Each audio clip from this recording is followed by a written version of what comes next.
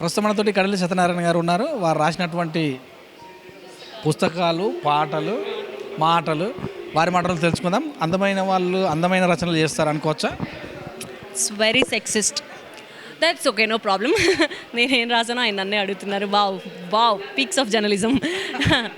So నా పేరు కడ్లీ అండి. నాకు ఒక ప్రచురణ సంస్థ ఉంది, కడ్లీ రైట్స్ అండ్ పబ్లికేషన్స్ అని. అలాగే నేను రచనలు కూడా చేస్తుంటాను, రాస్తుంటాను. పాటలు, మాటలు, పుస్తకాలు రాశాను. ఇప్పటివరకు ఒక 3 పుస్తకాలు, ఒక 200 పైన పాటలు, ఒక 4-5 సినిమాలకి స్క్రీన్ ప్లే, మాటలు రాశాను. అండ్ పర్ణశాల వాళ్ళు ఆ రచనని గుర్తించి వాళ్ళు పిలిచి నామినేట్ చేసి మిమ్మల్ని సెలెక్ట్ చేశామని చెప్పి ఇలాంటి బుజ్జి అవార్డ్స్ ఇస్తున్నందుకు I'm very very happy. I think this is very encouraging for all the young talent and youngsters who has a point to prove.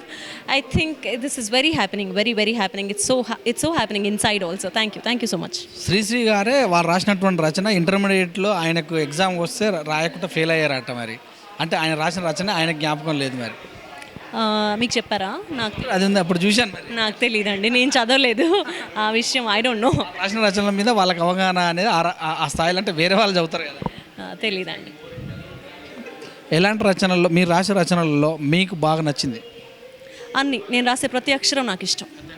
ప్రతి అక్షరం కూడా. ఎక్కువ మీరు దేని రేట్ చేసి రాయవలసిన పరిస్థితి ఏర్పడుతుంది? ప్రస్తుత పరిస్థితుల గురించి, ప్రస్తుతం నడుస్తున్న ఇంజస్టిస్ గురించి, డిస్క్రిమినేషన్ గురించి, lot of things happening in the world which are not nice, which are not biased. Everything is biased in the society. ఆ బయస్ గురించి మాట్లాడడానికి ఎక్కువ ఇష్టపడతాను నేను. అలా అని ఏవో పెద్ద సమస్యల గురించి ఉద్ధరించేసి ఉద్యమాలు చేసేసి లేదు.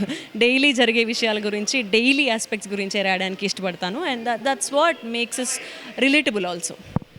రచనలు రాస్తున్నారు అంటే ఇండియా నాగరికత మీద లేకపోతే ఉన్నటువంటి సంప్రదాయాలను వ్యతిరేకించే దాని మీద అలాగే ఎక్కువ రాస్తారని అంటారు. ఆ విషయంలో మీరు?